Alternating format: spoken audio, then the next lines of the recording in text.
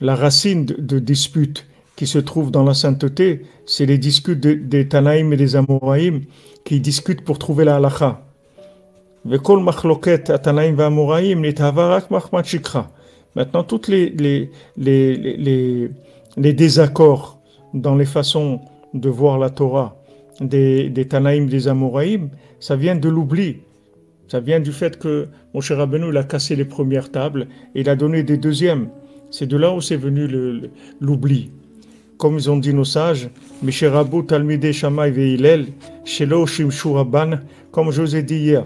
Le Rabbi Nathan il le rapporte maintenant que quand se sont multipliés les élèves de Hillel et de Shammai qui n'avaient pas servi leur maître tous leurs besoins, Nitraba Machloket, alors ça a commencé les disputes. Ça aussi c'est comme ça. Même dans Breslev c'est comme ça. Les gens, ils apprennent un petit peu et après ils vivent comme s'ils savaient tout, alors qu'ils ont appris un petit peu seulement. Ils n'ont pas servi des maîtres, ils n'étaient pas proches des maîtres pour voir comment on vit les choses, comment on fait les choses, quelles sont les valeurs, quelles valeurs on donne à quelqu'un, quelles valeurs on donne à l'argent, à la nourriture, à l'épouse, à tout.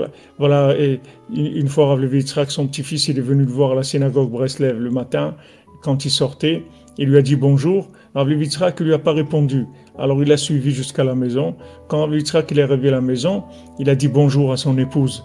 Et après, il a revu son petit-fils, il lui a dit, il s'est excusé parce qu'il a compris que le petit-fils ne comprenait pas pourquoi il lui a pas répondu. Il lui a dit, le premier bonjour de la journée, c'est pour ton épouse. C'est le premier bonjour, c'est à ton épouse que tu dois le dire. Merci David, Razak. Je sais pas, voilà, Razak, je te bénisse mon ami.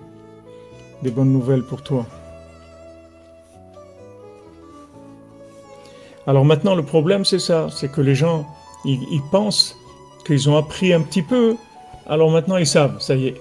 Ils veulent se monter à leur compte, commencer à faire leurs trucs à eux, commencer à faire des cours, des trucs, et voilà, ça y est, je vais vous enseigner. Mais attends, où tu as appris? De qui tu as appris? Combien tu as appris? Combien d'années tu as appris? Combien d'années avant de commencer à parler? Qu'est-ce que tu as vu? Qu'est-ce que tu as vu dans Breslev? Qu'est-ce que tu as vu? Des livres, tu as lu dans des livres. Mais ces livres, c'est avec ton cerveau que tu les as vus. Est-ce que tu as vu le vécu? Est-ce que tu as vu comment on vit les choses? Est-ce que tu as vu la valeur d'un foyer, des enfants, de la Torah, d'une bénédiction, d'un chatzot, d'une prière, d'une tzedaka, d'un rapport humain, d'une parole, de la joie, des chants? Qu'est-ce que tu as vu? Tu n'as rien vu, tu as vu dans des livres. Maintenant, les gens, ils apprennent un peu dans les livres et ils commencent ils commencent la fiesta. Donc, c'est ça qui amène la machloket. Parce qu'il dit Loshim Shuraban Kol Sokam. Ils n'ont pas servi leur maître tout le besoin qu'ils avaient.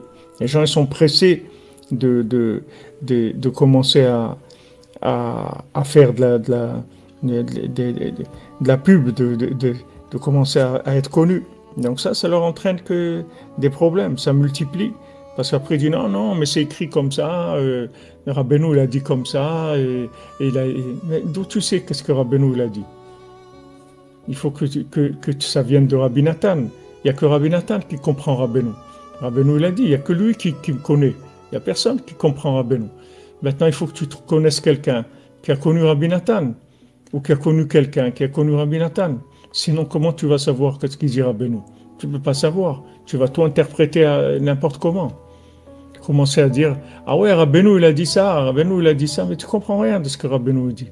Comment tu vas comprendre ce que Rabbeinu dit?